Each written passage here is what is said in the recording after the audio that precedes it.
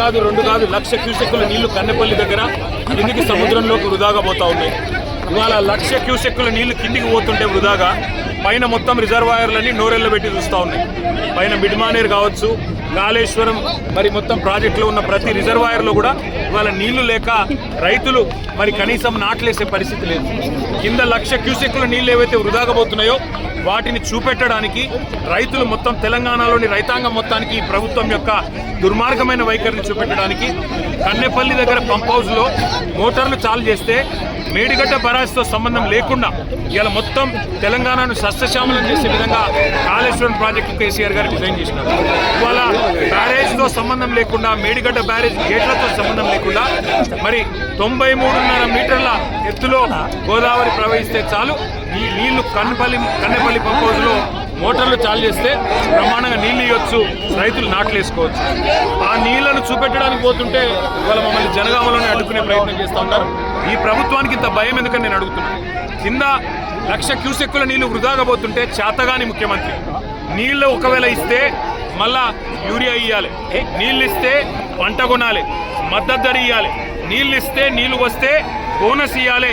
ఈ బాధ అంతా నాకెందుకు, రైతులను ఎండబెట్టాలి, రైతుల పొలాలకు నీళ్లు రానియద్దని చెప్పి కింద బ్రహ్మాండంగా నీళ్ళు ఇచ్చే సౌలత్ ఉంటే దాన్ని పండబెట్టిన ముఖ్యమంత్రి గారి వైఖరి, ఈ ప్రభుత్వం యొక్క దుర్మార్గమైన రైతు వ్యతిరేక వైఖరి చూపెట్టడానికి మేము బయలుదేరితే ఇవాళ మీరు చూడొచ్చు మా వాళ్ళందరినీ అడ్డుకుంటా ఉన్నారు, మా ఎమ్మెల్యేలని, మా ఎంపీలు. అందుకే మేము అనేది ఈ ప్రభుత్వాన్ని దమ్ముంటే చేతనైతే మంచి పనులు చేసి ప్రజలు ముంచుకెళ్ళు. ఇవాళ ఉద్దేశపూర్వకంగా మమ్మల్ని అడ్డుకొని వరంగల్ జిల్లాలోనే మరి ఇక్కడికిక్కడే ఆపాలని మీ ప్రయత్నం ఏదైతే ఉన్నదో ఖచ్చితంగా పోలీసులకు మరలబడైనా ఇక్కడి నుంచి పోతాం.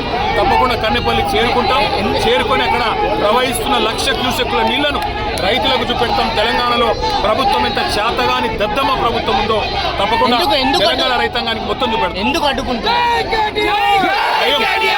భయం ఎందుకు?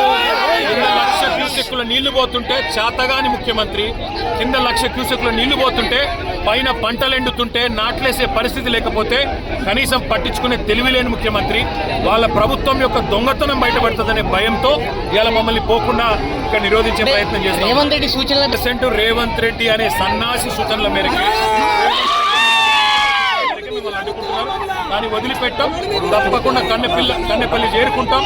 1,00,000 క్యూసెక్కుల నీళ్లు ఇవాళ రైతులకు చూపెడతాం. నెక్స్ట్ చేయండి, మా పని మేము చేస్తాం.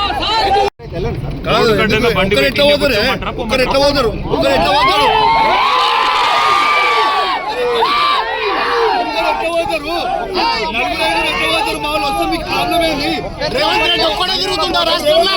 రేవంత్ రెడ్డి ఒక్కడే తిరుగుతుందా?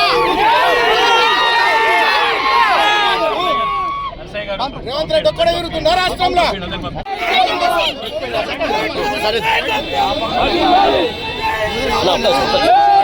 పిలిస్తే